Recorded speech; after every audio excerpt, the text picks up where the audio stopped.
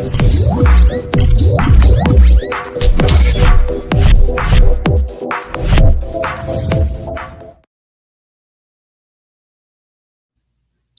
the keyboard to the boardroom, this is the Business of Esports post-podcast live stream. Welcome, everybody. If this is your first time tuning in, what we do here is we cover the sort of the less pressing topics in gaming and esports, but we look at all of it through our typical C-suite lens. We dissect, we analyze the business implications of everything happening in the industry. William Collis, my usual co-host, will be joining us soon. Yeah, he's running a bit late today, but he will be here. As always, the lovely Lindsay Poss is with us and covering for William actually right now. He owes you one, Lindsay, big time now, right? I mean, I'll be sure to remember that. That's it. But no, for those of you who maybe this is your first time tuning in, just to give you a sense, you know, there's a bunch of topics that we don't get to on the podcast. Sometimes they're a little bit less serious. Sometimes they're just as serious, but we want to have a more fun spin on it or have a little bit longer conversation. And so all of that gets covered here on the live stream. I will say this week we had a great episode. It's a little bit of a shorter episode, but we had some very, very interesting topics that William and I covered. I'll give you just a sneak peek. And it's too bad William is not here for this, because the first thing that we covered this week on the podcast was Heroes of the Storm getting a new independent esports league, which is basically, I'm pretty sure, William's dream come true. I mean, he said, I'll tease it here. He said on the podcast, under no uncertain terms, really, that he would basically leave his family to go pro in this new league. Wow. Maybe that's where he is right now. That's it. He's ditching everything, right? Yeah. Throwing it all away. And so we talked about that. We talked about the new Microsoft Flight Simulator. This was actually a great article that I had found, and why it should make Google and Amazon nervous. And I would argue even the big gaming developers nervous, like Activision and EA. We really dug into this one. It's super interesting, all of the work and effort and like cutting edge technology that went into Microsoft's new flight simulator. And then we talked about this Brazilian mobile gaming company hitting a $3 billion valuation, raising another $120 million that they had raised like $130 million before that. So this was an interesting topic that we don't cover all the time. Like, we don't always dive into mobile in a big way. And then we also talked about on the podcast the Chinese Communist Party trying to turn Beijing into an esports hub and basically dedicating billions of dollars of subsidies to do so. So a bit of China, and that's it. I mean, that was basically the podcast. As always, happy to touch on any of these things on the live stream, but you guys will hear our discussion obviously on the podcast tomorrow. Like I said, we still happy to field questions on any of these things today. Cam, what's up? Great to see you here. Hi, Cam. Rock Esports. William's book is amazing so far. Lindsay was just telling me the same thing offline 2 seconds ago, that she had just started it.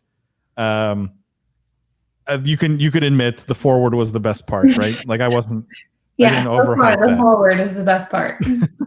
Particularly the Carl Sagan quote. That's really what happened. And Cam says William will surely be competing. Evidently, that's what he's doing, because considering he has basically abandoned all his adult responsibilities, including this live stream. I admire his commitment to the craft. He thinks this is going to be the way forward for him. Greg, great to see you. Welcome. And thank you. Actually, Greg was at the book launch. We did hosted like a special event for the launch of William's book this week, which was fun. There were, I don't know, about 100 people that were coming in and out there talking about William's book mostly. Martin William is joining us. We joked at the top of the podcast that he's playing HOTS. Yeah. And because they announced a new league for it, so he's he's finishing up a game, I think, and then we'll join us. Greg was at the book launch. Us Gregs have to stick together. That's it. It was a great book. It was awesome. William would love to hear that, but he's not here. So I'll just take the credit. I'll assume it's because you all read the foreword and all loved it so much. I was telling Lindsay, for those of you who don't know, my original foreword was quite a masterpiece. Okay. I told her I wrote it with the purpose in mind of people reading it and then being like, I don't even need to read the rest of this book. Like, I'm satisfied. I got my $20 worth and then some. And then the editors of the book decided that my 20 pages should be only 2. And so unfortunately you lost some of the amazing writing that I had cooked up, and the William's origin story, it was incredible. It was beautiful. Like, people who read the original cried, laughed. You have to write his bio when he's on Heroes of the Storm. That's it. Greg, welcome, Greg. Greg actually graciously hosted that book launch this week, and he's amazing. And we are so thankful that he did that for William. Rocky Sports says, where would you guys want to see WB games end up? Rock, I think we covered that on, I want to say 3 episodes ago of the podcast, because the rumor was, Microsoft was circling, and there were rumors that other companies were circling. But now everything I've heard is that no one's, like, basically they're not selling it anymore. And the feeling is, look, what likely happened is they shopped it around. They didn't get the price that they wanted. I'm sure there was interest. And then because they didn't get the price that they wanted, they go, well, we didn't want to sell it anyways. Right? Like, it's a good way to sort of cover themselves. But I have a funny feeling that it was shopped around very extensively and they just didn't get the price that they wanted. Where would I want to see it end up? I actually had always hoped that they would keep it, because I think Warner, as any media company, needs to have a play in gaming. And because if you don't, you're literally setting yourself up for long-term failure. WB Gaming has some really solid brands in there, so to give that up would be a huge mistake, to try to have to build from new when they have, great games in there. It just doesn't make sense, right, to be a media company and not have not have some toe in gaming. Like, you have to believe that interactive entertainment of some kind is going to be the future of entertainment. Well, why would you abandon that? AT&T is giving up on cable. I think they're just slowly letting DirecTV die. So, well, because the reality is the attention's shifting away from those things, right? Yeah, absolutely. People, I wanted to talk about, actually, before we jump into the topics. Lindsay, I don't know if you saw it. Were you watching? Do you ever watch Tim the Tap Man? Yeah, I did this week. Did you watch this week? Because I have discovered that I'm way better at Fall Guys than Tim the Tap Man. So this to me was such. Why is it so bad? But did you see what happened today? I saw that he broke the internet. I saw the games when he got close. Okay, so let's give the audience here a bit of background. So Tim the Tap Man had been playing Fall Guys for the last week, 7 days, right? It was over got up to like 9. Was it 9 days? Okay, so like 9 days, right? And there's been this build up every single day. He has not had a win. So and his audience has grown every single day in anticipation of a win, right? So his usual maybe 20 or 30,000 viewers became 40, became 60, became 80. Every day that went by where he didn't get a win in Fall Guys, the audience would grow and grow because everyone's like waiting for the moment where he wins. Today he went live. He went live with Nadeshot and Ninja, and they started playing. Eventually, Lando Norris joined them. Lando Norris, the F1 driver, which I thought was so cool. And he peaked at like 350 or 360,000 viewers. It was insane. And got his win. Finally. But it the Twitter went insane. Like he was the #1 trending topic in the US was like, I was there and he did it. Yeah. Or the #1 trending. Like, I did have it up when he won, so I also was there. Same. I mean, because it felt monumental, but yet kind of stupid at the same time. I understand why he got worse towards the end as everyone was starting to attack him, but in the beginning it was like, it's not like, that's not a particularly, like, there's 3 buttons. But like, how can you argue the dominance of gaming, like the eventual dominance of gaming, when you have a guy failing right at gaming, drawing hundreds of thousands of like fans who are like, there was fervor in the chat, right? Like real passion around this poor guy losing time after time. Oh, Twitter was nuts. It was awesome. I mean, Cam said he finally got it done, marketing genius.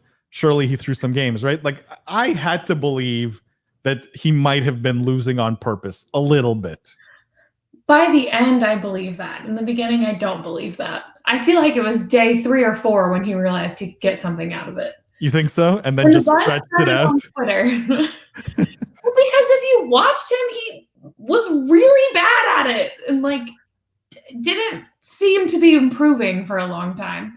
So here's the question, Lindsay. Is there room in the streaming universe for personalities who are just really bad at games? Because the normal thought is the really great ones are draw the audience, right?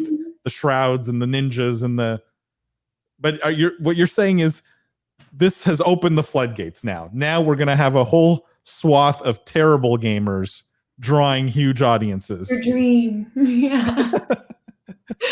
I don't think Tim the Tatman isn't, from what I know, which is limited, he's not like an outstanding gamer as it is. He's above average, but he's not. He was a decent Overwatch player. I think he was like master or grandmaster level or something. Everybody who talks about him doesn't say, oh, I watch him to learn skill, or he's really amazing, or he's incredibly good at these games. Like, that's not really his thing. I actually like watching, I watch a lot of his, like, Tim the Tatman talking about digging through land to get to the ocean, or Tim the Tatman reading difficult words. So, which are both very funny, by the way. So I do think that there's lots of room for personality in streaming. I mean, that's what I'm drawn to, as it is. Here's my fear, truly my fear, is that this whole thing with Tim today was so authentic, right? Mm-hmm. It's like this moment, and Greg says ESPN's esports headline was the greatest story of our time, finally has the ending it deserves, right? Like this is, there was some magic that happened today. Mm-hmm. The problem is now you're going to have every marketing person on the planet, right, trying to figure out how to manufacture this kind of magic over again. Mm-hmm. And I think we're going to see brands and streamers attempt things that are going to come off as inauthentic. Let's put it that way. Mm-hmm. Right? Like eventually, like, there's going to be copycats. Oh yeah. Especially since you don't even have to be good at the game. That's it. Martin says, William's book finally arrived to me in Australia. Martin, that's awesome. I thought it would take much, much longer, but that's good to hear. Greg says, I would win for worst FPS. Me and you both, Greg. It's cool. And Greg L says, it's a Greg thing. I'd be serious competition for you. Well, we'll have a battle of the Gregs over who's worse. Cam says, that seems to be Tim's full-time shtick now. I think they used to blast him for dying in Fortnite. Yeah, it is kind of. I mean, Tim's shtick is like he's the everyman. Like he's the every Joe, like, Joe Normal kind of thing. And there's nothing that exceptional about him. And I think that's why people like him, right? He's relatable. Have you seen his stream where he asks streamers how far you'd have to dig before you get to the ocean? No. Completely serious. Is it a serious? He asked it seriously, not. No, I mean, how deep would you have to dig before you get to water? And he keeps saying it, and then he's like, guys, why am I stupid? And then at the end he goes, don't homeschool your kids. Oh, look who's here. Look who we've got. Oh my God. How you guys doing? I missed it. I missed the intro. You missed a lot. You missed all the love for your book. That's okay. I accepted it as basically love for me. to be very fair, you know, like the love for the book is broad and broad based anyway. So I get a lot of love for it. But yes, this is so cool. Sorry, guys. I know for all the fans, such as there are any fans of me, which there really aren't. It's a bit of a blow running late, but sometimes life gets the best of you. So. Up until this point, this was the best show we were ever having, William. That's so what Lindsay. That's what Lindsay texted me. She said, "You better come, William, because it's so good. We're gonna, you know." And I was thinking about this, by the way, and this is a little controversial here, but you have Paul starts with P, Lindsay starts with L. You guys have a whole profit and loss thing, like cost, profit and loss. What are you trying to say? Just trying to come up with like has an entire repertoire of really bad dad jokes, which he can get away with because he's a dad. But it's I would stick to academics, my friend, not comedy. Oh, I know, for better or for worse. For better or for worse. Some guy on we had a tweet the other day, which I will just mention quickly, and then we'll get to real meat here. But actually, I'll hold on. I'll bring it up because it was very flattering. And the tweet said, if you aren't laughing loudly enough at Biz Esports podcasts that people at red lights are staring at you, are you even listening? And so I replied, I said, let's be honest. It's mostly me making fun of William Collis. Appreciate you laughing at us, though. And they replied, truth, period. The heartbreak. It's okay, I'm allowed. I'm older. I can make fun of you, right? It's the heartbreak for me here is that was my mom sending that. Oh, that is kind of heartbreaking. Thank you, though, William's mom, for being cool with me making fun of your son. Usually it's your wife, so I'm glad. What? Lindsay, the burn boss. Martin says, did you guys see Pewdiepie and Doc stream Fall Guys together? That was insanely popular. Yeah, it was insanely popular, but my feeling was the chemistry was just not there. Like Pewdiepie and Doc, I have a funny feeling, are not going to stream together anymore. I don't know if you felt the same way, Martin, but like it's like to me the Doc commands such a presence that putting him with anyone else always seems to take away from it. Like he never seems to get into a good comfort zone with his own character. I don't know. I just feel like it didn't work. But curious what you thought. Let's jump into some topics. Oh, let's do topics. I agree. Let's not talk about PewDiePie and Doc, although I agree. I think the issue is you have one person who's a character streamer and one, like, it's like there's a classic thing in improv comedy, straight man, crazy man, right? Have you ever heard of this? Like straight man, crazy man. You would think that this dynamic would work, that PewDiePie would be kind of the straight man and Doc would be the crazy man, right? Like, so the more normal. The problem is everybody online plays some sort of persona, particularly PewDiePie. He has this kind of whole radical. You end up with crazy man, which doesn't, which like, even if one's like, for that classic comedy routine to be funny, one person has to be 100% normal. That's the joke. And that's why the Doc, like, I guarantee you, if the Doc was in a world of other Doc characters, it would try your patience. Why it's effective is because the Doc is with a whole bunch of other normal people in normalcy, right? That's his whole gimmick when he goes to conventions. Anyway, let's go. But yeah, I agree. I see how the comedy doesn't work. I agree. It didn't work. Yeah. And Martin says, agreed. PewDiePie made so many digs at him and Doc did not know how to respond. Doc needs to be in the spotlight, I find, also to work well. Like, it's just his character. Yeah. This was big, William. We had discussed maybe putting this on the podcast itself. In the end, we didn't, for time reasons more than anything. But it was interesting because I think we were both surprised by it. And it's an article from ScreenRant.com. It says, for the first time, digital game sales outnumber physical sales. Digital game sales have finally exceeded physical sales for the first time in the video game industry's history, with the COVID-19 pandemic's help. There's not much to the story other than that. There's a few numbers here. So the ratio has just sort of tipped right over where like just above 50% is now digital download. Your take on this, William? other than the obvious, like how did this happen now? Yeah, that's my takeaway. Like, why we want to talk about this is like, I feel like this is an article from 2012 that went through a time slip. Like, you know how you can queue up future posts? You know what I mean? Like, somebody picked the year calendar wrong at Screen Rant, you know, and then was like, and then it pops up.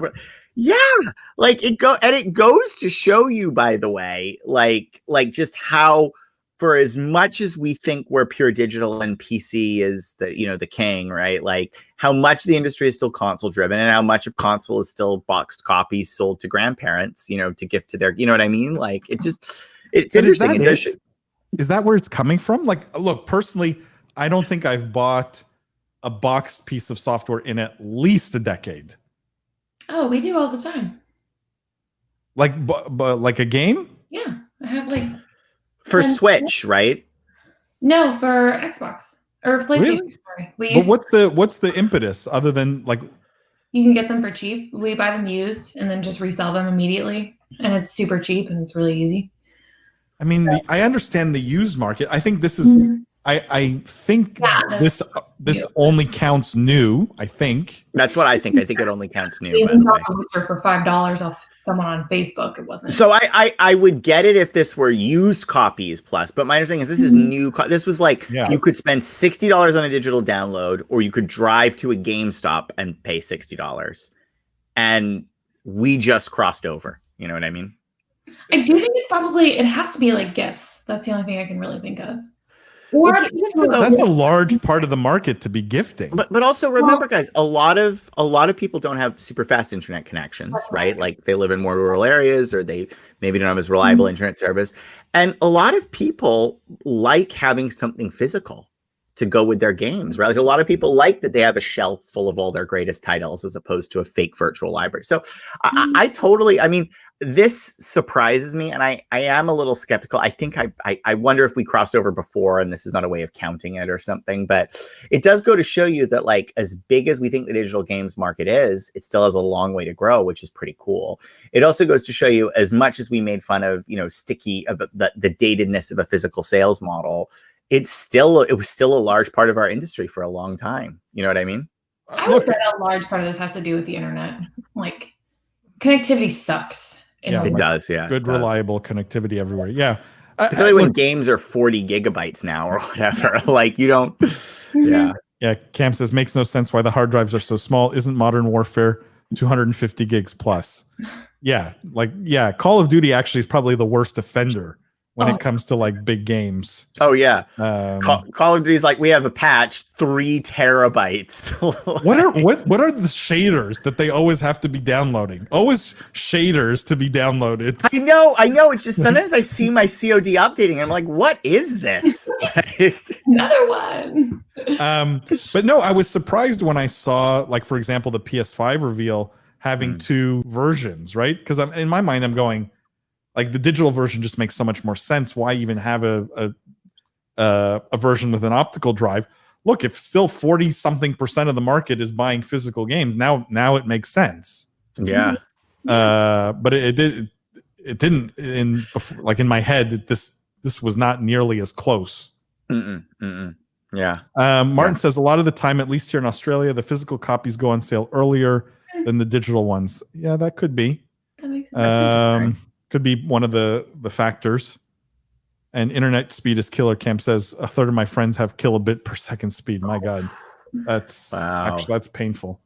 Like standard though. I mean, a lot of people. Yeah, it's not like, you know, you're in New York City, Paul. You're used to having like, you know. Big city boy doesn't understand the country very well. Yeah, not all of us. Yeah, out you here. Mean my two gigabit connections that are load balanced? Oh my God. No. You're a bad person. You're a bad person. I know. Yeah. I know. Let's move on. Let's talk about really bad people that are not me, because this is really bad. This is the worst kind of people. This is from TheVerge.com. The article says you'll need a Facebook account to use future Oculus headsets. Support for separate Oculus accounts will end in 2023. this article, I'll just, I mean, other than the headline's pretty obvious what this article is about. There is one nuance, which is Lucky Palmer, who's the founder of Oculus, who's not involved in the company anymore, had said when he was at the company that even after being acquired by Facebook, they would never require people to use Facebook accounts with their Oculus headsets. He put that stick in the mud before he left the company after Facebook had acquired him, right? Mm-hmm. And so now when he saw this, like, he's been outspoken on social media going, this is awful. People are going, hey, you promised us. But Facebook clearly wants to go in a different direction with this. They want to tie your Oculus headset to your Facebook account. Guys, you think this is a good idea? You think it's a terrible idea? I'm curious. I got a lot to say here, but I want to hear Lindsay first before I just, because whatever I want to go before I drop my knowledge bombs here. Well, it's obviously a great idea on Facebook's part, but it sucks for consumers. I'm not excited about that. I would have loved to have had a separate account. Like, do you want people to know on your Facebook account when you're playing Beat Saber? No, I want them to leave me alone. That's the whole thing. I mean, Facebook has 2.7 billion active accounts right now. Like, they have so much information on so many different kinds of things that you are interested in. This is just one thing that I would have loved if they could have kept it separate. Obviously, from their point of view, integrating everything, it makes it much easier, and they can, customize your experience even more and all of that stuff. But no, this doesn't make me excited. It's just, one other tool in Facebook's arsenal to collect information about you that I don't like. And not to mention, it forces people to get a Facebook account if they don't have one in order to use their Oculuses. Which is true. Although I guess I actually don't have a Facebook account, but most people do. So Paul, you're kind of making my point for me, which is this, right? First of all, one lesson, guys, like for Palmer, like, make sure it's in the deal terms, I wanted your opinion on that, William, in addition to your thoughts in general, which is, like, how offensive is this to you that the founder of the company made this promise and the later acquirer just doesn't respect the promise that was made by the founder? It's offensive, but at the same time, like, and I'm a founder here, right? So the founder left the company, right? Like, I'm not saying this is a good business practice. I don't agree with this decision in this case, but in general, like, it's a bit like it's not his decision to make anymore. You know what I mean? Like, if he cared that much about it, get it in writing before you go, But I feel a bit like, when you leave a business, you leave a business. You can't second guess it and go back and say, well, I would have done it. You're not in that business anymore. You don't know what Facebook knows. You don't know. And I agree. I think this sucks because it was a promise he had made to customers who had purchased on that basis and who had a belief. But at the same time, I'm like, you're not with the company anymore. So can you get mad for what the company does? Like, I can't blame, I'm trying to think about this, a good example here. I can't blame, the problem. I can't blame Ford Motor Company's product development decisions in 2019 on the original Henry Ford. Like, he's not with the business anymore. It's not his. I know Henry Ford probably said something like, no car over $5 will ever, because that was what a car cost. But, like, the point is, like, it's like times change. He's not with it anymore. So I think it's a recent promise. It's a little shady. I don't like it, but whatever. Right. Okay. It's one of those things where, like, you can get past. Yeah. Yeah. What I think is interesting is what you said, Paul, which is, I don't have a Facebook account, but, right? Mm-hmm. You have to think that when this deal was first getting done and everything, everybody had a Facebook account, and the woes that Facebook had with younger users were not as pronounced as they are today.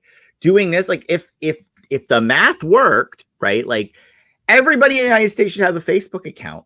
So why would you mandate people with Oculus needing to have a Facebook account? Because that's fundamentally what you're doing, unless you think a lot of people who are buying Oculus headsets don't have Facebook accounts, which I think might be true. They might be younger, more tech savvy users, And there might be a disturbing trend. There might be a trend here, which is those are the people who are cutting the ties with Facebook. They're the least comfortable with the privacy invasions, and they're the most comfortable with using alternative social media sources that don't require this level of invasiveness and this level of real identification, right?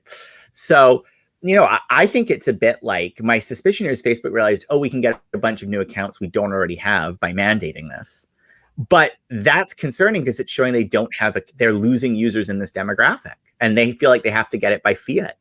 Now, I will also say there's just a simple possibility, which is they want to connect the Oculus usage data to your Facebook account data, and that's fine. And that could very well be the case. But if that's the case, there's lots of less obtrusive ways to do that, like offering free games if you sync your account or something. The fact that this is so strictly mandated, to me, sort of indicates a level of need. And then the other thing about this that's a bit confusing is like, so what happens? A bunch of people create accounts and then what? Like, what's the hope here?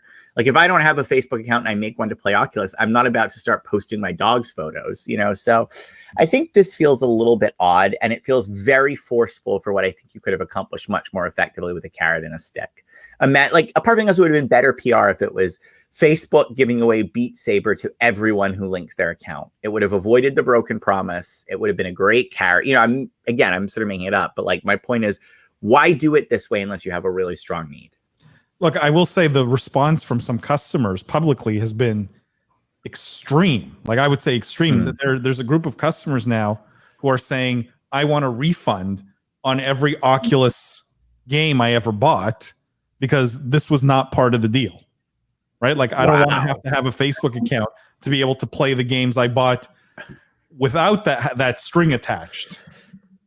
And they may have a case. I think they may have a case in today's world, right? They very well could. I mean, the other piece of this is this the best optical move for Facebook right now, to be flexing their muscle as an acquirer like this? You know what I mean? It's the worst. It's the worst. I know. I don't think right now, guys.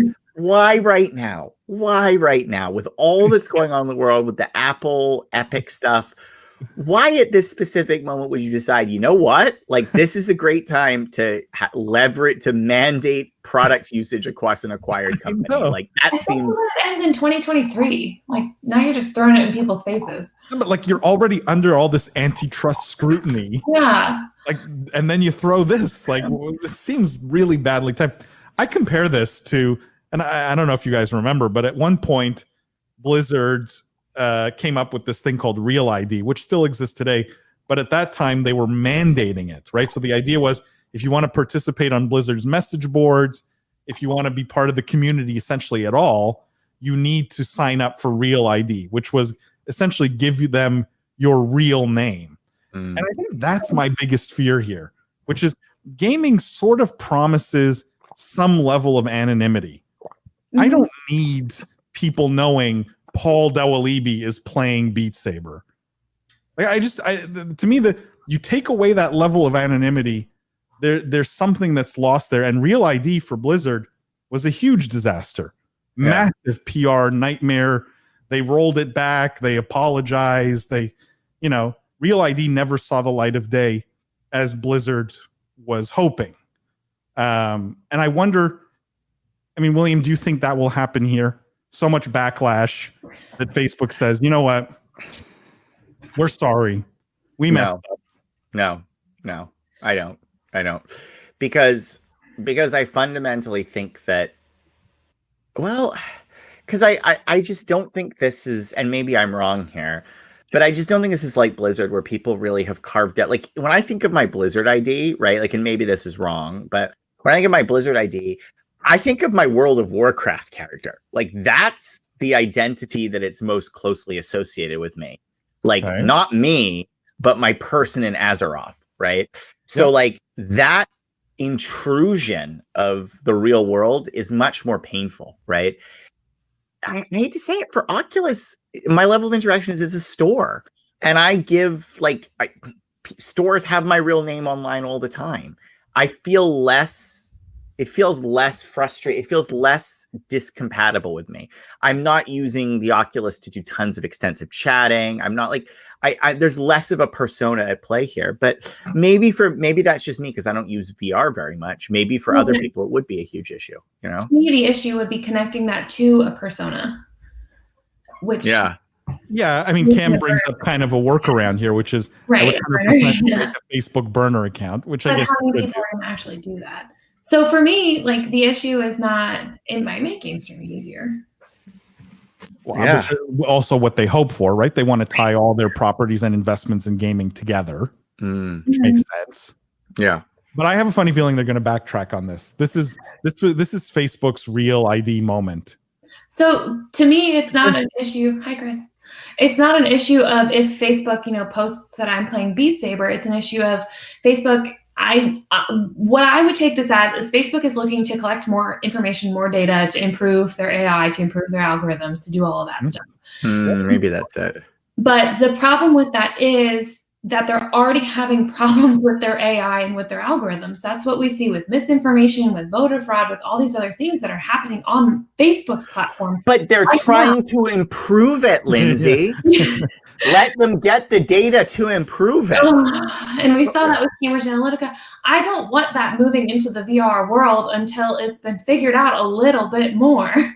And I'm not necessarily saying that moving into the VR world would cause a mass catastrophe and we would all, be interacting online with visually disgusting trolls or something of that nature. But the thing is, we don't know what could go wrong with connecting all of that data to all of those algorithms and having the machine learning happen between your social media presence and your Oculus presence, and what could possibly happen. We haven't even figured out what happens with your social media presence when that occurs. So I would like to see some things get worked out a little bit better before they force everyone to connect a social media platform to this other platform that people can, at this point, remain a little bit more anonymous on or not create a persona for. But in some ways, that's the long-term promise of VR, right? You can inhabit a virtual world and be someone that you're not, right? Facebook wants to bring you right back down to reality. No, you're Paul Dawalibi, and I don't care whether you want to be a mage or a whatever, or Yeah, I guess that's true. To me, it takes away some of the magic of VR. But like I said, I don't think this is going to stick. I truly don't believe they're going to get away with it. Not in the climate we're living in today. Not in the world we're in today. Yeah. There's so many other things to think about. Jeez. Let's move on, guys. Let's talk about an acquisition that happened. What are you laughing at, William? I'm just laughing at other headlines that could cause as much like Facebook ID required to vote. Like, I'm just thinking of other things that would require like really right now. This is what you wade into this with. Like, that's what I don't get. And if they don't care about people not switching over till 2023. Wait till 2023 or 2022. Let the Senate hearings. Let the Senate hearings get 2 weeks old. Come on. Yeah. It seems very, very poorly timed. Oh, it's not what I would do. It's not what I would do. No. Another questionable story. This one was from TechCrunch, guys. Take-Two Interactive acquires 2 Dots game developer for $192 million. So PlayDots, developer of the mobile game Dots, 2 Dots, and Dots & Co. Lindsay is lighting up. I love 2 Dots. 3 of her favorite games, I'm sure, when she's not playing Candy Crush and Fall Guys. I don't play Candy Crush. Has reached an agreement to be acquired by publisher Take-Two Interactive. They'll pay $192 million for the deal, $90 million in cash, the remaining $102 million in stock.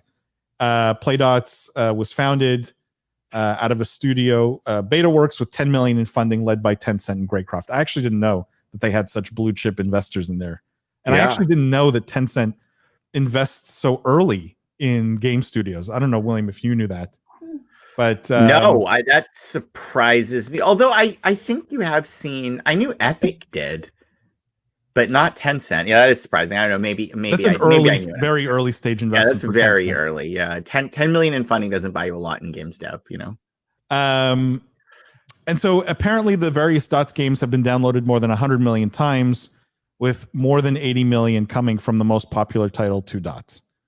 The statement from Take-Two, from Take-Two's executive vice president, basically, I'll just sum it up. This is to diversify our portfolio. So, we're getting things here that we don't have in our current business. What do you guys think of this? Cam is on Lindsay's side. He says the Dots games are unreal. Lindsay, can you just tell us how you play the Dots games for the viewers who don't know? Can you just explain what's happening in that screenshot? Hold on. Do we need a recount of how a mobile game works? You take your phone and you swish your finger all over the screen and you hope something good happens. That's no. Mobile gaming in a nutshell. That's not true, Paul. Sometimes you tap it. Oh, that's true. Yeah. Okay, both of you stink. This was my favorite game in 2014. So I have to say, it's been a while since I played 2 Dots. Yeah. Okay. But and I played like 10 other Dots games in that time between 2014 and now. So I don't remember exactly how this one works, other than this one was my favorite. Okay, but Lindsay, here's my issue, right? Yeah. We had Strauss Zelnick on the podcast. Mhm. And for those of you who haven't listened to that episode, it's one of the best episodes. The man is brilliant. One of the greatest interviews I think we've ever done on the podcast. Except for me.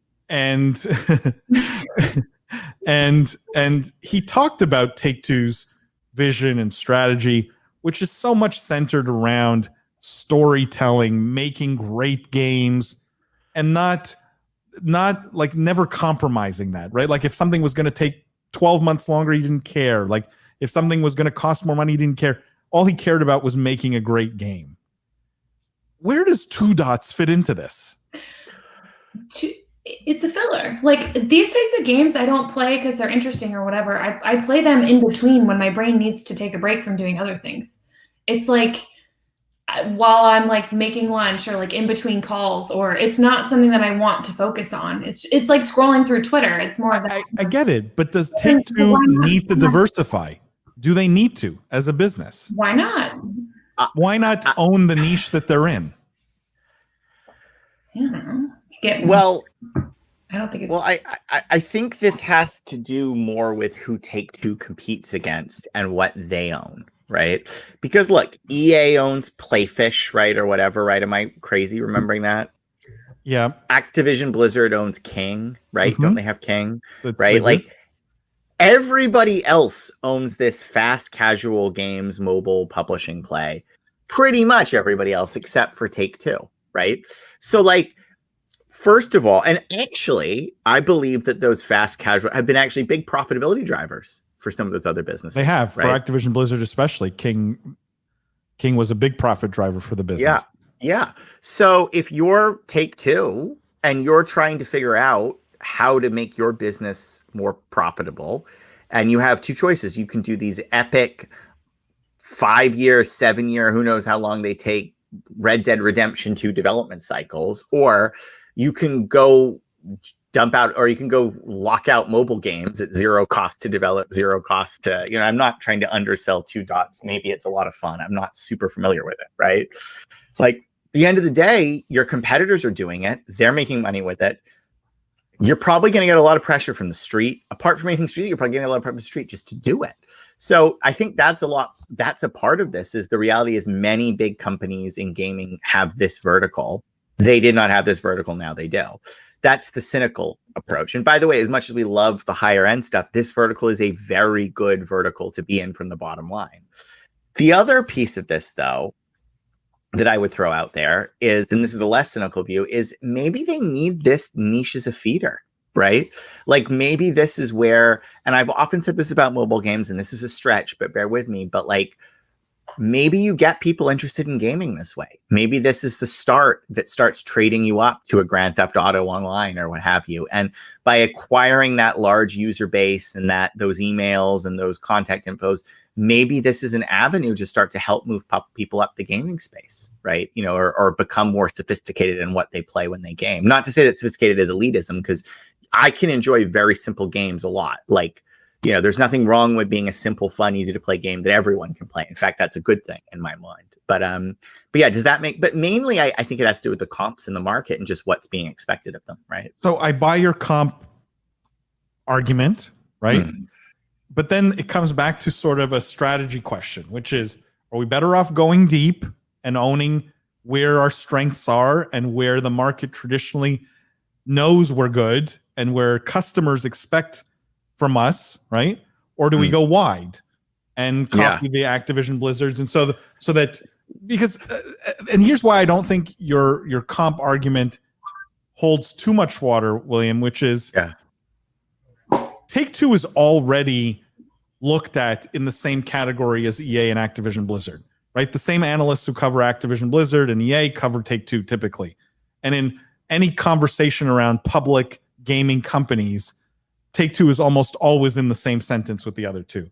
I don't know if they needed to make this acquisition to look comparable. I get that it could be that, but I don't think they needed to make that acquisition to look comparable.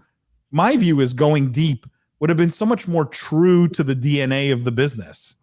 And look, Take-Two stock has done extremely well recently, right? It has, which is why like more than half this deal is in stock. It's not cash. More than half of they're paying for this company in stock.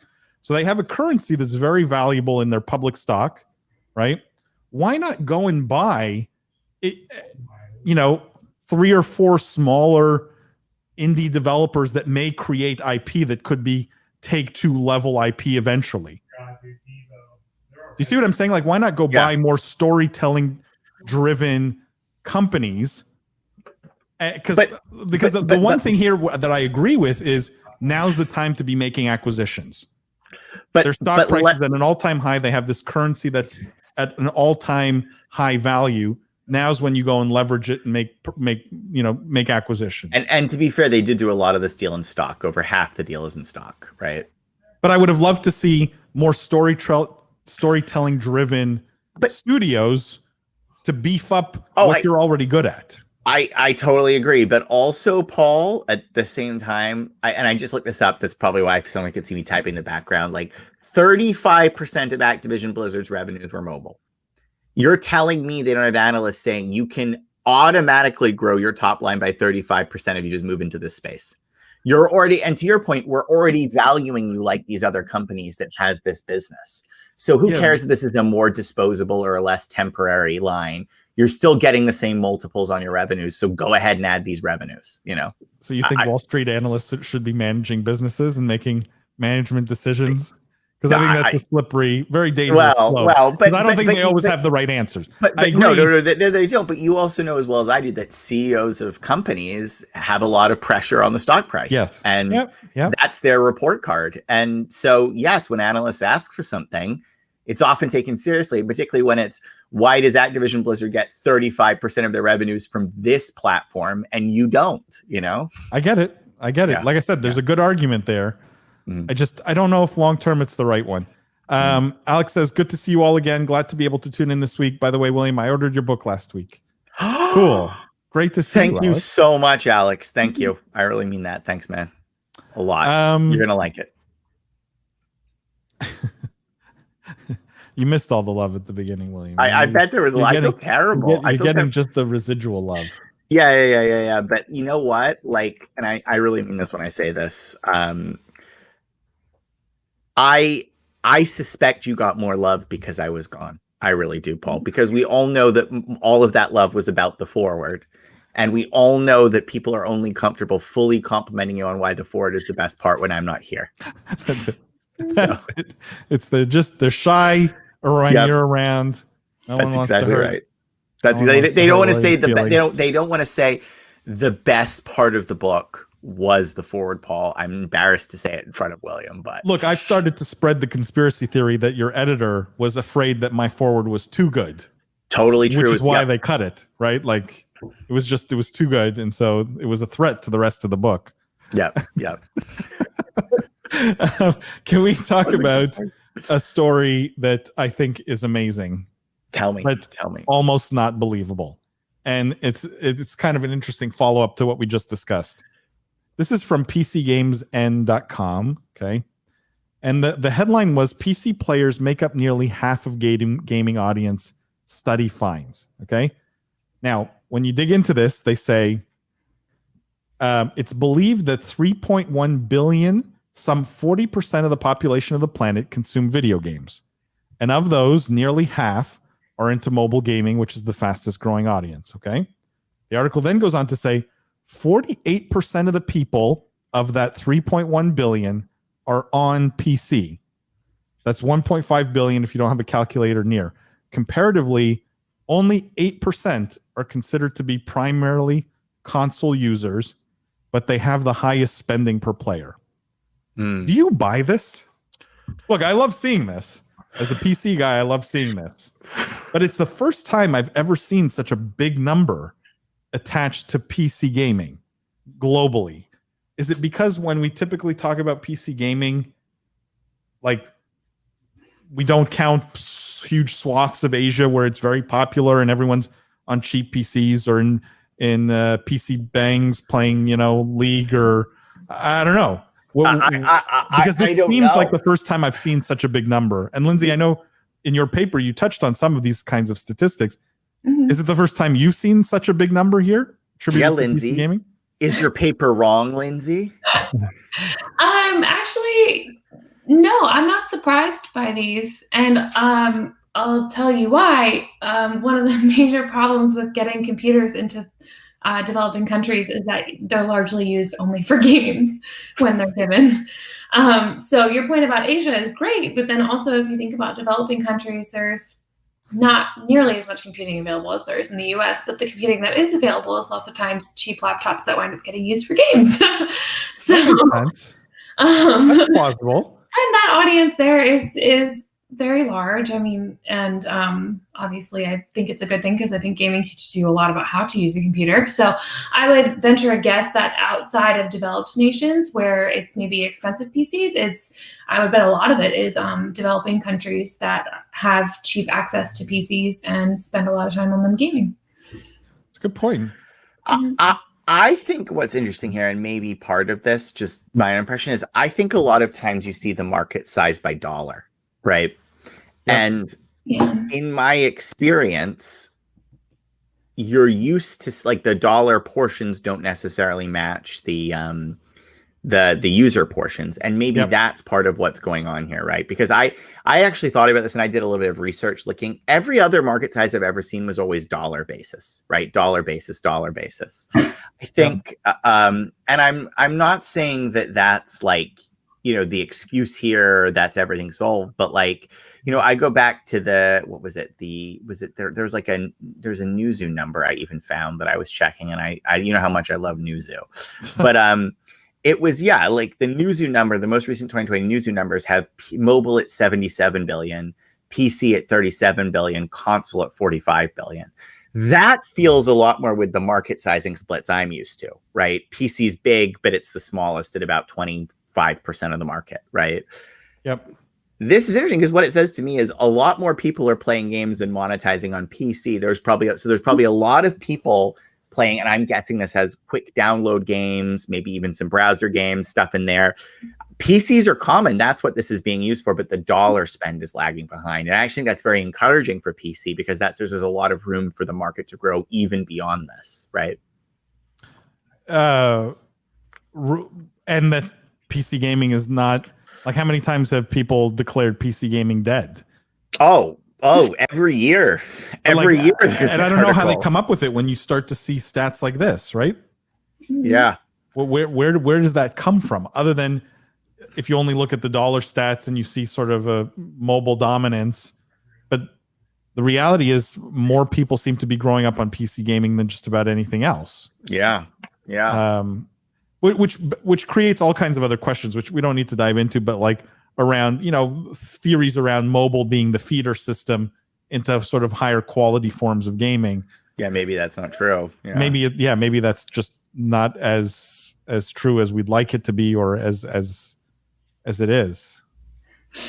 I will say, when we bought my grandmother a computer, she used it strictly to play games that were similar to mobile games. All that horsepower to play Two Dots on your PC. Yeah, basically. So I think there's a much wider range in PC gaming than we typically think about. Guys, let's talk about intersection now of gaming and TV, because this is always a fun a fun thing to touch on. And this was an article from GameSpot.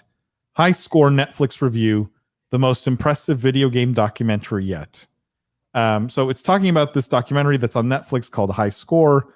High Score, it's like 4 or 5 episodes, I think, or 6 episodes. And it talks from the beginning, like Atari culture, Nintendo culture, all the way up to essentially closer to present day. And it covers a lot of the like more interesting stories that maybe don't get all the, like, who invented the cartridge and the guy who invented Pac-Man, and, you know, like some of the more human stories that aren't always discussed. You know, we've said many times on the podcast and on the live stream now, like the amount of gaming content that's out there, there's so much demand for it that just about anything seems to work these days.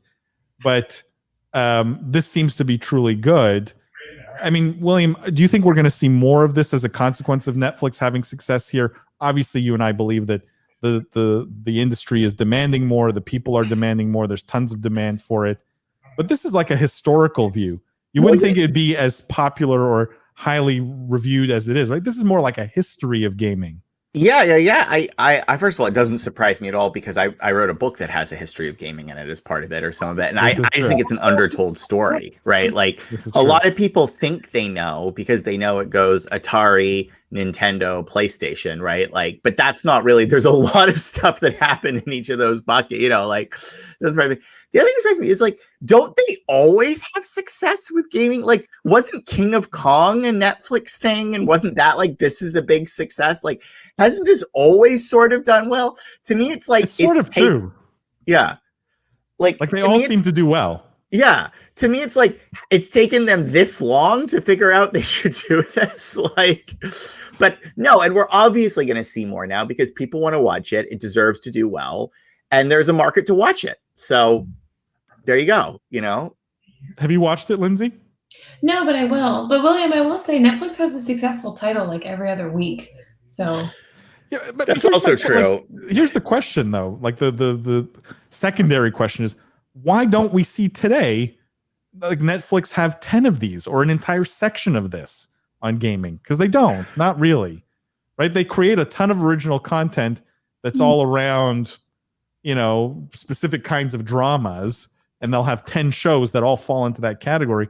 Why not 10 shows here? They all seem to do well. There seems to be virtually unlimited demand for gaming content. Like, it feels like they're still lagging, even with good content like this. Am I wrong? Or I'm curious what our listeners think here. Like, if Netflix had 10 shows like this, would you be watching them all? Or would you watch one documentary and go, that's it? The reality is, I've seen probably 15 documentaries on Netflix about the drug trade in Colombia. You know what I mean? They're all successful. Seriously, like, there's probably 15, is that just you, Paul? There's like Drugs Inc. There's Drugs this. There's Drugs that. Like, there's all these documentaries on the drug trade, covering a topic that, you know, I guess it's a big business too, but you would think you would have at least 15 options for gaming. Yeah. In a quick search, there's a bunch of them. I just don't think a lot of them have hit it big, is the problem. Martin says, I mean, they would have to be different, but I'm sure there are lots more stories in gaming to tell. Yeah, that's what I think. And opportunities to take deep dives in those stories. Greg says, Netflix and Amazon do have a lot of gaming documentaries. I mean, the only ones I've seen recently are this one, and that one that covered a bunch of things, among others, the League of Legends finals or whatever. Like, it was one episode in the series. Oh yeah, and that was kind of a promotion, right? Like, that was like, Apple came up with Mythic Quest. That's true, but that sort of gaming, I would argue, was like more comedy or drama than sort of pure gaming. But yeah, I wish there were more. I love this stuff. Amazon has that's true, and I think YouTube has one as well, Martin, a Fortnite specific documentary. How they have a show that follow a football team throughout the season. They should do that with an esports team. Yeah, like Netflix did very well with that F1 documentary, which is probably some of the best content I think they've ever produced. if you can get that kind of quality and that kind of drama and tension and interplay of different people and characters, there would be something there. You know what, Paul? I'm hurt in all of this. Why? Because where's the comment saying Netflix should do the business of esports? Where's our Netflix show on this one? I don't know. Good at it. I don't know if it's Netflix show, but it's definitely like a CNBC show, right? Where's our Mad Money? Yeah, with Paul and William. Like where's that? Yeah, exactly. Where's my soundboard? Where am I like sell? Give me a sound, Paul. I need a sound. You need a sound? Yeah. This is always your sound. No, I knew it was going to be bad. I knew it was going to be bad. I walked into that. That hurt. But I still love you. Okay. Greg says, good idea. Yeah, I agree. I guess there are lots. Never seen them advertised. I'll have to look harder. Yeah, the high score seems to be getting a lot of attention, but I think it's well deserved. I do think, though, that the market could likely support easily an order or two of magnitude more content in gaming. Oh, easily. So much. Think how many sports docs there are. How many, cooking shows there are. Like, come on. This is just one of those things where if you like it, you can't get enough. Like, cooking's a great example. There's probably 50 different cooking shows. All with minor variations. Baker, this one's about cakes. This one is desserts. They're totally different. This, and then we will have problems. Then they localize, though, right? It's like the best baker in the UK, like British. Yep. Why do both of you hate me? Great British Bake Off. Yep. Are we naming your favorite shows, Lindsay? Yeah, I love your British Bake Off. Lindsay. Next, we're going to ask you who Post Malone is. We've been hearing a lot about him, and we don't know. He's actually in a Netflix movie that was pretty good. Wait, Post Malone was in a Netflix movie with Mark Wahlberg. It's pretty good. It was a pretty big hit. Oh. This is the issue. Is like, yes, this was a hit, and Netflix legit has hits come on like every. But also, to be fair, now we're really straying. But like, how much of that is Netflix gets to report its own numbers? You know what I mean? Like, I don't know if they're making them up. No, but like, it's a lot easier to have hits when you're the only one who knows your viewership. And I don't think they are. I think they legitimately have a lot of hits. But I also think it's true that people who have Netflix legitimately watch the shows quickly and need something else to watch. So they sort of have a pipe, which is, by the way, a strength of their business model, not a weakness, but they have a pipeline of self-fulfillment, But this is, there's a much bigger discussion here around gaming content, right? And where the market is sort of settling on gaming content. Because, William, you and I had this discussion today. You go to Caffeine, right? The content, the official Caffeine content, their morning talk show, their whatever, is so low budget. Like, our live stream here looks like Hollywood production next to their stuff. And yes, I was surprised to see that, like, we have higher resolution cameras and mics than, like, there. That was a surprise. Yes. So you have this like very low end coming from a pretty big name. Then you have like the Vens of the world spending millions of dollars on sets and things like that, but with not the viewership to match, right? And the only thing that seems to be working really well is the content made either for very specific niches, frankly, like ours, or for the pure mainstream, like the Netflix stuff. Like, and only in those kinds of, either you're totally mainstream or you're massively niche, does it seem to be working in any kind of way. I think what I'm trying to get at is, like I said, I believe there's 10 to 100 times more content that the consumers are demanding than what's being supplied. And what's going to fill that gap? What's going to fill that void? I think will be interesting to see. I hear you. Yeah, I hear you. And I would watch a lot more, like, just to be so clear, like, and I feel like everybody must feel the same way, because it's already watched, you know what I mean? Jordan says Through the Smoke by Complexity on YouTube is quite good. I don't think I've seen that one. We'll have to check it out. Thank you, Jordan. Martin says, is Doc's TV show still going ahead? I don't know if his TV show is going ahead. I will say on his stream yesterday or Monday, maybe it could have been Monday. And William, I don't know if you saw this, but he announced a book. No. Yeah. No. Yeah.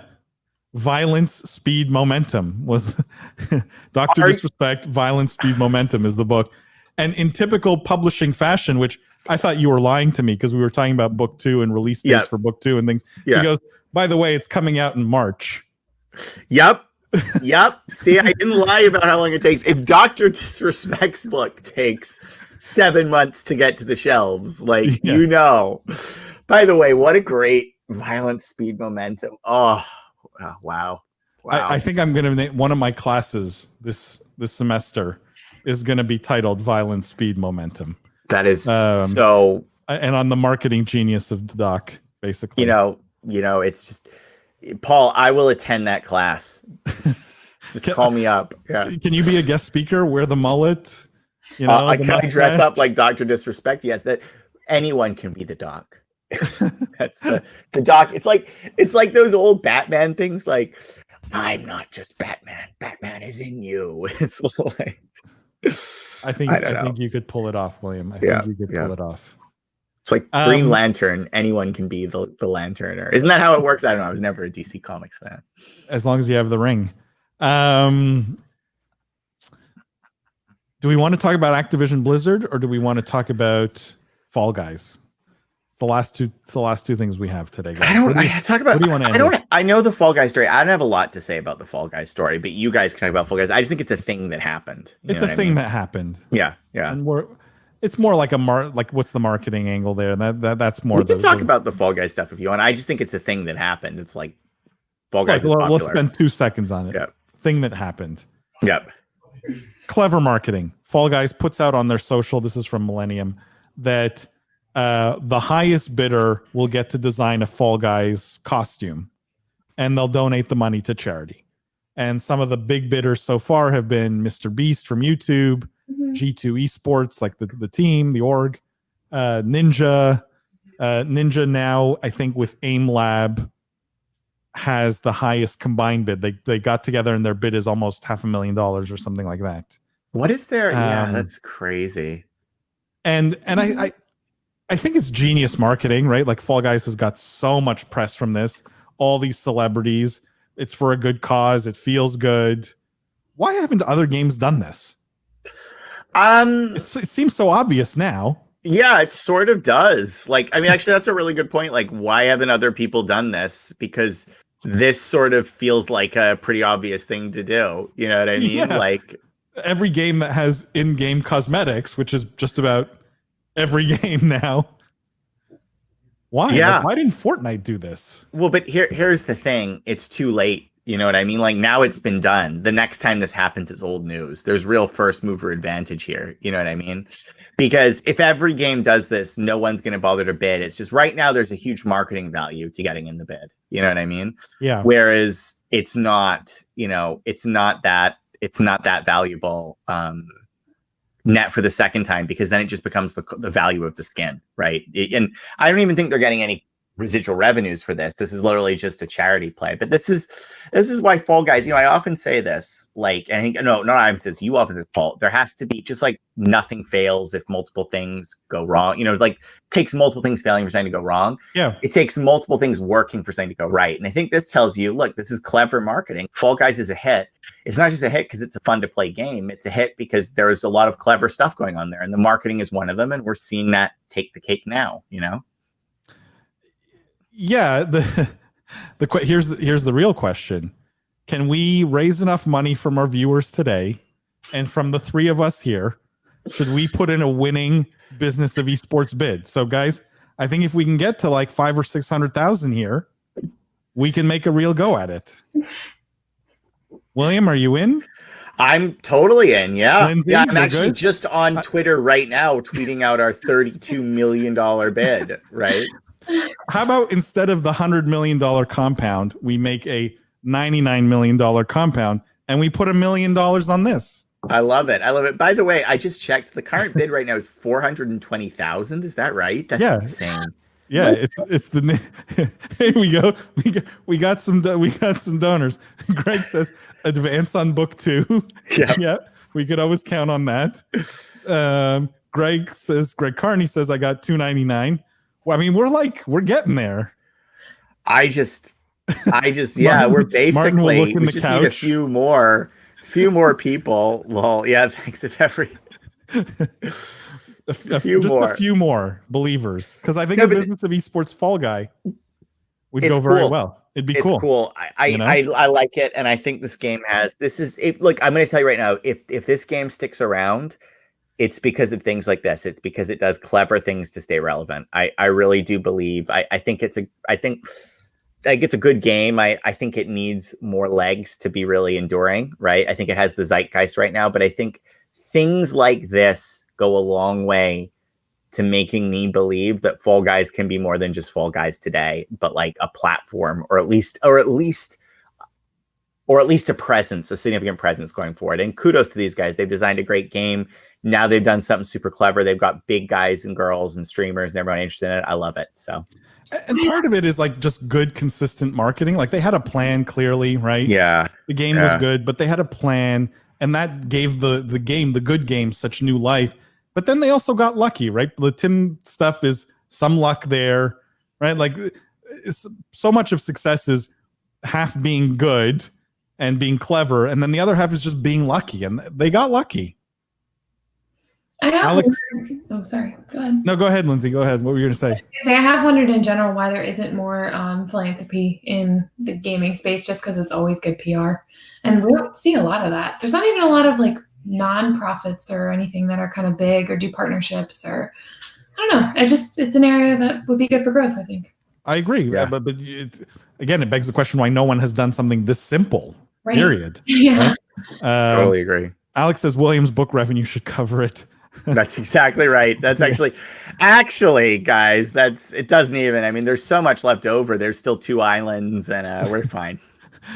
Cam says, will the skin be the Book of Esports or Paul's perfect human pick? Let's be honest. It'll be my face wearing a sandwich board that is the Book of Esports or something like that. For better or for worse, yes. For better or for worse. Okay, let's finish on our good friends at Activision Blizzard here. We have to get to this. Oh. We have to dissect this. Again? Yeah.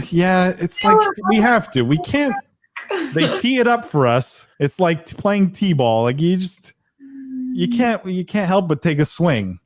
No pun intended here with what's going on. So this was an interview that was done with Tony Petitti, the guy who's taking over essentially all the esports and competitive gaming role at Activision Blizzard. And so they interview him, and I just wanted to tease out some of the quotes here, which I think were a little bit worrisome. And so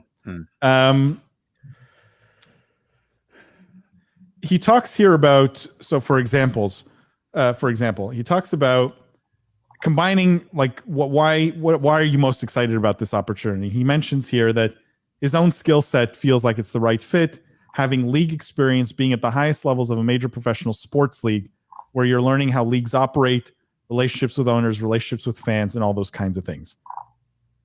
Is this not, William, part of what worried us, that so much of what he's bringing to the table is his baseball specific experience? Yes. Yeah. I mean, look, I know what you want me to do, Paul, and I would give this guy the benefit of the doubt. I'm always positive. Like, I'm always willing to believe other people. I agree.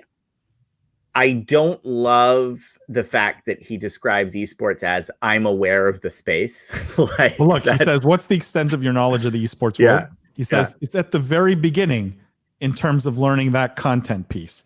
I think for me, there'll be a learning curve. Does Overwatch League and Call of Duty League have the luxury of a learning curve? Well,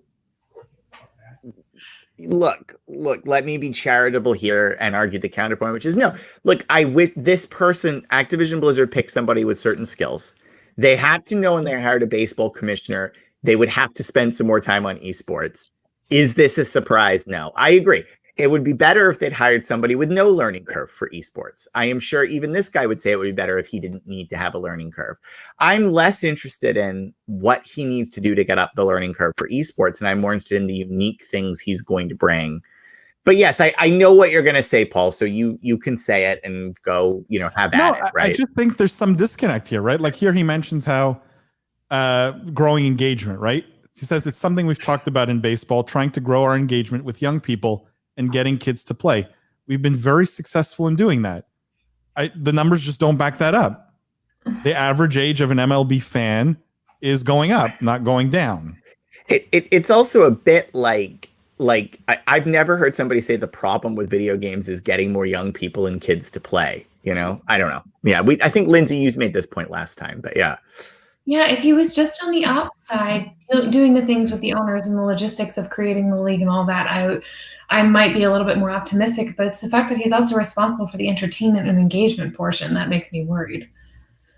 Because, William, you're not wrong. Like, that institutional management and that knowledge is valuable, and it could be valuable here. But the problem is the second part of that on Overwatch's part, which is getting engagement up. And sorry. Let me. This is the part that has me nervous, though. The part that let Paul me has. mention this. Yeah. Mm-hmm. So here the question is, Bobby Kotick recently said he wants to make Activision's spectator experience even more accessible and available. Which, if we stop that sentence there, I agree 100% with Bobby Kotick. Bobby's That's right. part of the big problem with Overwatch League, especially, and Call of Duty League. Actually, I was watching a bit today. It's really bad. As well as taking the televised product and live event business to the next level. What will it take to achieve that? And his answer, which, if you asked me the same question, would have been all about innovation, all about tech, all about new ways of driving content to the consumer, right? And delivering it, and the audience experiencing it. He said, I think it's just organization, solidifying the calendar, those basic things that professional sports leagues do every day in reaching out to their fans, building awareness about the season, the schedule, creating the consistency. That's the first piece. So he thinks the big thing that's missing is just a better schedule, a more consistent schedule. Yeah, that event.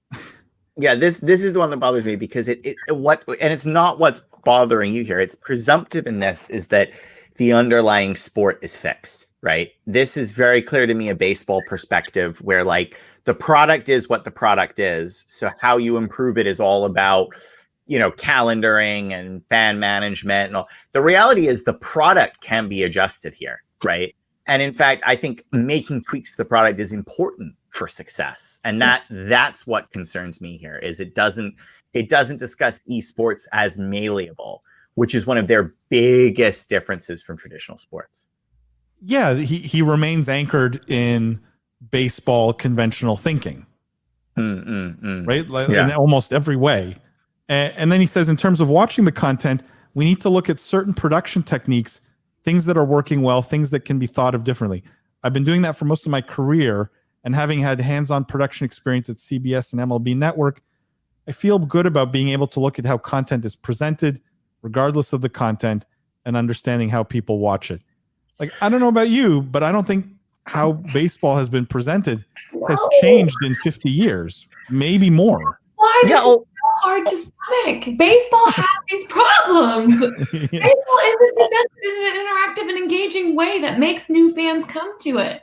Although to be fair to this guy, I actually do believe that people who understand content in one format are generally pretty good at understanding content across multiple formats, right?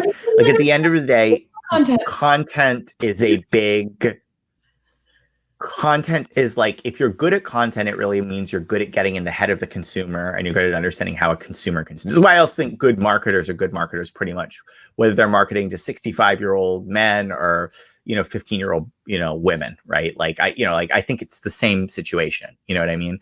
I sort of think the same is true for content. So I'm more forgiving here. I think if he is really good and on top of baseball content and understands what makes that user base work, I think he could figure out or be helpful in figuring out what makes an esports user base work. For me, it's more this fundamental lack of recognition that like sports doesn't equal esports. And for me, the single most important difference is the malleability of esports, and not fully appreciating that. I hope in his learning curve, he gets that quickly, because that is going to be really important. And I worry if decisions are made assuming the product itself is fixed, you're missing the biggest and most unique advantage of your product class, right? Yeah, Jordan says, no, they do not. I think referring to they don't have the luxury of a learning curve. And I agree. Yeah. Martin says, yes, they have the luxury of a learning curve. It's been going the last 2 years.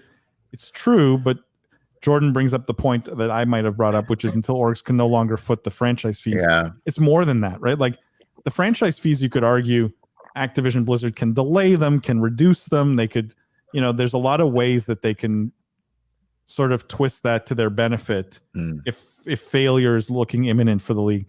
Where I'm really scared is, and we're starting to see this in the market and rumors and rumblings, is teams are burning prodigious amounts of dollars and cash, and not just to pay franchise fees, to just pay their operations, and are having to go out and raise money and are not getting sort of the excited sort of yippee response that they're looking for.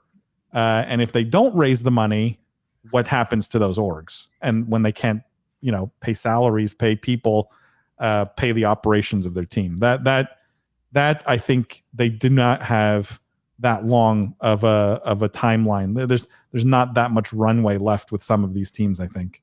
Totally agree. But it seems like also weirdly of Activision Blizzard to allow this kind of interview before the guy has even started the job. Yeah. Right? Like, I don't know. It seems somewhat out of touch, and I'm sure he's a great guy and a great manager and will bring incredible experience and operational experience and management experience that the business needs. Just seems like he doesn't understand what the real problem is here or how to solve it. Yeah, although also, to be fair, I mean, again, I'm a huge believer that we're fair weather with Activision Blizzard here, right? Like, give the guy a chance to get on the job. I admit it's weird he went out for an interview like this. I would hope there would be a bit more, but like, give it the benefit of the doubt. Let's be surprised, right? I always like to say that. Let's get the benefit of the doubt. I hope this is a guy who brings some unique access from baseball, a unique understanding of maybe working with sponsors, driving fan engagement, all of that stuff, and pairs it. But I agree, it's a little weird we start with this interview. It's a little weird. What were you going to say, Lindsay?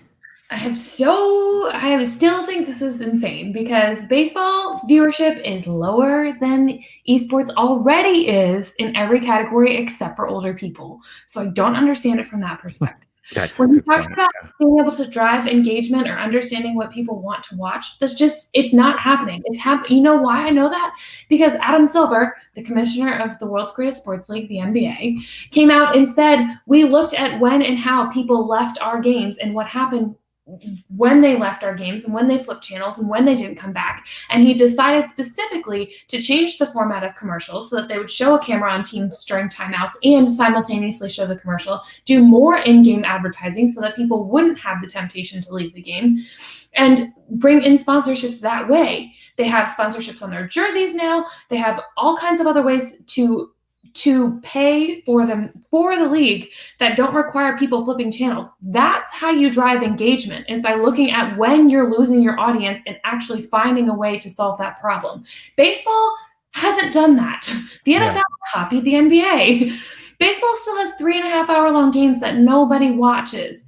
So why, when this guy says, I know how to get people to watch, I don't believe him. And he will probably surpass my expectations because they're legitimately at the floor. I hope he does well. And this is not a personal knock. This is someone who loves sports being frankly disappointed that literally America's pastime is probably the most boring thing on television. And it doesn't even have the niche support that golf gets.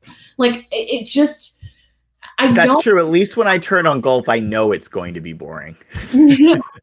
No, there's like, we can give him the benefit of the doubt. It's still a weird hire.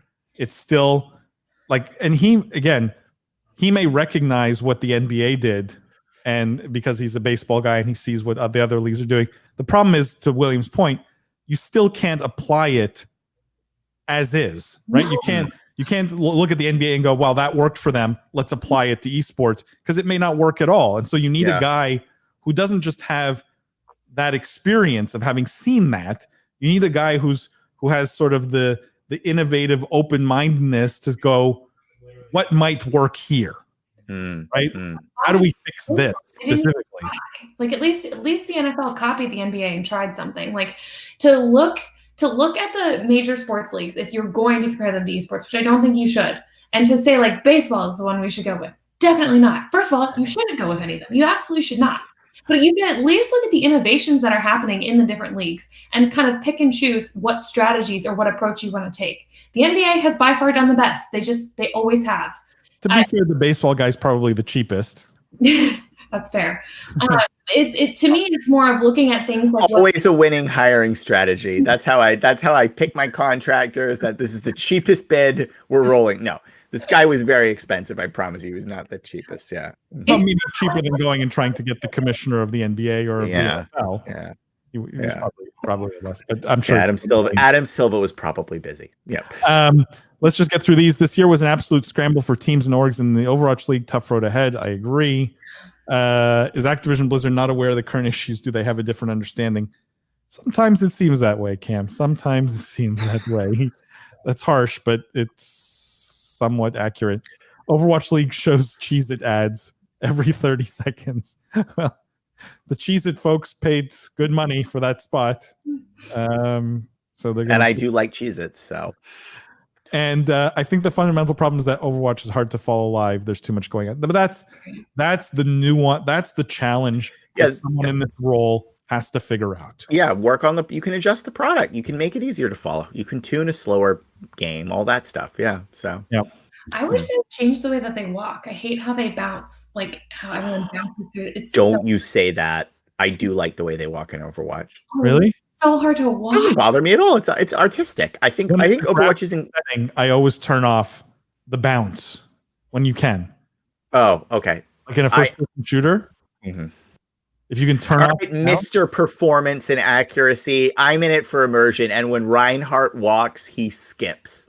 This is a great segue to our end of the show, because we do this every week now. So what are we playing this week?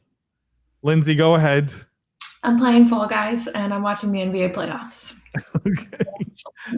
Do you have a win, by the way, in Fall Guys, or not yet? Are you in? I haven't. I truly have not played that much. I've played like maybe a total of like 9 games, and I haven't. Every time I've lost, though, it's been in team competitions, and I've won. I've placed first in at least the obstacle courses several times. Oh. I don't find it hard. Better than Tim the Tap Man. Yeah, it took me, I think, 3 tries to get a first in one of the obstacle courses. And I was like, all right, if I can do this, surely Tim the Tap Man doesn't need 9 days to get a win. I don't know. It's harder than it looks. William, what are you playing this week? A little bit of Mortal Shell. Do you guys know Mortal Shell, the new Dark Souls-like game that released? Epic Game Store exclusive. Again, more power to them. Excellent early reviews. Playing that, and then obviously, you shouldn't be playing anything other than that. That's exactly what I was going to say. There's only one game I'm playing, and I'm going pro. So everything else is by the window. The only reason why I played that, Paul, is as a palate cleanser between rounds. Got it. Sometimes I'm in queue. By the way, I had announced before you got on, and hopefully your family was not watching, that you were leaving your family to go pro. I already told my son. I took him aside. Both my sons. I took George and Leo aside. I said, Daddy has a calling." Daddy has a calling. And they understood, right? They said, "Yeah, Daddy." Yep. Yes. I said, "Call me Sonia." Call me E-Build Sonia, because that's who your father is now. Very good. I'm playing. I played a little bit. When it came out of the new season of Apex, because they made radical changes to the game, and I'm not sure they're good for the game. I'm skeptical. I like Apex, so. Well, what they did was they made it so that everyone starts with the same kind of armor, which for early fights is good because everyone's on the same footing. You're not relying on RNG and luck, to just because you picked up the better armor 2 seconds before that guy did, you're going to win the fight. Yeah. The problem is it makes it so that the end game, everyone has the best armor. Oh. And so the process of looting and winning fights along the way almost seems trivial because in the end, everyone ends up with the best armor. Oh, okay. It's a bit weird. I'm not sure it works for the game. I don't know. It has changed. I don't know either. I'm not good enough at Apex to be able to tell. I've never made it to the end game. I don't know what it's like. Greg says, go Indiana Pacers. Yeah, go Pacers. He says, weekly HOTS request, #ProPlayer. We still need doing it. A stream at some point. On that note, guys, thank you so much for tuning in. Lindsay, thank you as always. William, thank you. We did our best to cover for you, but you really are impossible to replace. And guys, stay tuned for the podcast tomorrow. It'll drop tomorrow. It's a fun episode. Like I said, I covered some of the things we talked about. Thank you as always for tuning into these live streams. You're actually going to start seeing more content from us. William and I really love doing the live streams. We're going to start doing other things, like every so often doing very topic specific live streams, for example, that are recorded. And so, I would stay tuned because there's a lot in the works on the content side. Cam says, thanks everyone. Friday stream. I don't know, Cam. We'll see. Maybe. Greg says, another great show. Thank you guys as always. We appreciate you tuning in, and we will see all of you next week.